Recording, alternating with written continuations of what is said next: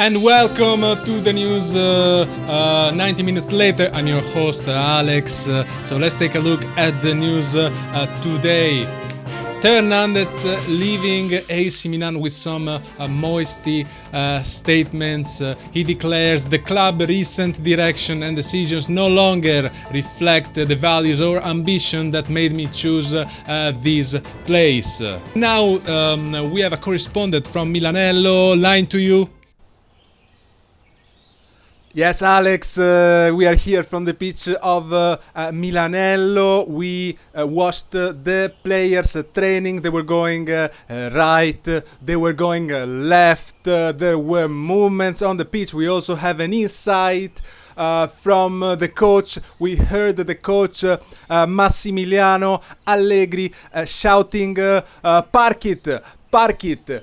We are not sure at what he was referring from, but this is all from Milanello. Back to studio.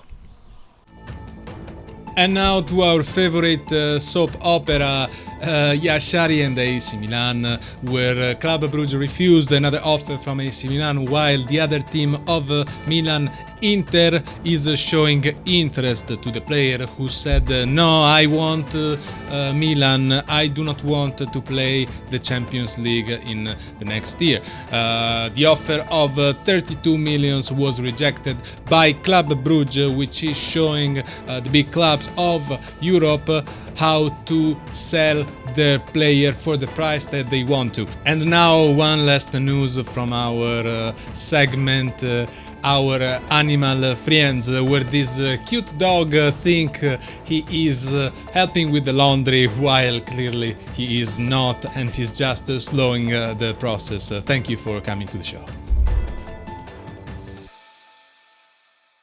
Sì, my friend, buongiorno, polemics. We have polemics.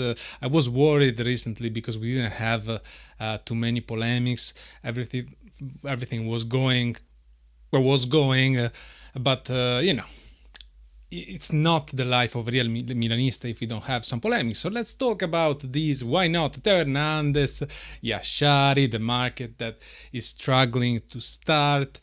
So what did Theo Hernandez said? Theo Hernandez went to earn a gazillion lot of money in Saudi, and when he left, apart from his love message to Theo, you know, as a supporter we can't forget that, he did say something about the management or the environment that AC Milan had become and that is still right now.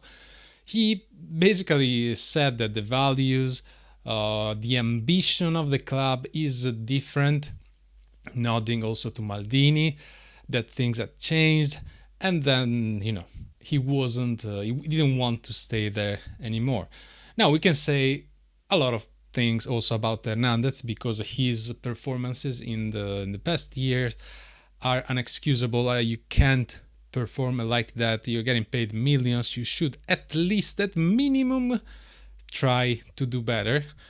He had some personal problems, mental problems, like, you know, his own stuff. He was zoning out and thinking about his own problems, and he ended up performing really badly. Obviously, the environment played a role into this, because he had zero motivations, and it's understandable, because we as a supporters, the past years, it was tough because we didn't feel any real motivation from the club itself to do something, to win something, just from the appointment of Fonseca or the market. You could see that, okay? Now this market, not the market, but we will see about that. But so far, the choice of Allegri, it already feels different. It feels like we can push for something, but it obviously depends on the market, because we lack half of the team right now. It's like we don't have fullbacks right now. We do not have fullbacks. Renders has gone, Hernandez has gone, so we are rebuilding the team, but we are, as usual, fast to sell the champions and slow to buy players that we need. And they want Allegri to have these players as soon as possible, because we can't fail the next year. And also Allegri himself said that AC Milan is a strong brand. Milan is recognized all over the world. It's a great brand still, even after all these years of failure. It's still regarded as a great brand, but you gotta win. And he's right. You gotta win something. You can't go on like this forever. You are AC Milan, for God's sake. Even Jashari. There were rumors about Inter trying to get into negotiations with Jashari, but Jashari said, no, I want AC Milan. I hate the Champions League. I played there the past year. Champions League is boring. Coppa Italia is what I really, really want. Textual quoting Jashari here, 100%, trust me. Meanwhile, we have also like news rumors as usual about Maignan and Galatasaray. Galatasaray that is going strong. They want to get Osimhen. They are ready to spend 75 millions for Osimhen. But when are we going to see something like this in AC Milan? When we change the ownership, because the ownership doesn't play this game. The ownership plays the game of the young, resellable talent. That's why Jashari is one of the goals of AC Milan. The age is right. He is a talent, but he could fail. It could be another De Ketelere or another Musa, or because we buy a lot of those and they fail, and that's a problem. Now they want to get that left back Archie Party, no Archie no Party, which again is an unknown player. More than Jashari. At least Jashari, we saw him in the Champions League, but Archie Party, we are not sure about him even performing in the Serie A, and we are looking for a main fullback right now. We are not looking for a substitute that can be young and can grow and you can try it in Coppa Italia, see how it goes. No, we are looking for the fullback that will support AC Milan, a fullback that can attack and maybe can defend, who knows. And the left, this is the left. We have the right as well, because now we know that our beloved King Royal is close to go somewhere. He is probably gonna leave, and then what we do there, I don't know. The midfield now we have Modric and Ricci. Ricci, it's okay. We saw him playing in Italy, so we know what the player can do. Hopefully he can develop a little bit more with under Allegri, but he's a defensive midfielder. I don't expect him to have a role in attack or chance creation. And then we have Modric, but Modric is 40 years old. We can't count on Modric. Xhaka seems to be gone.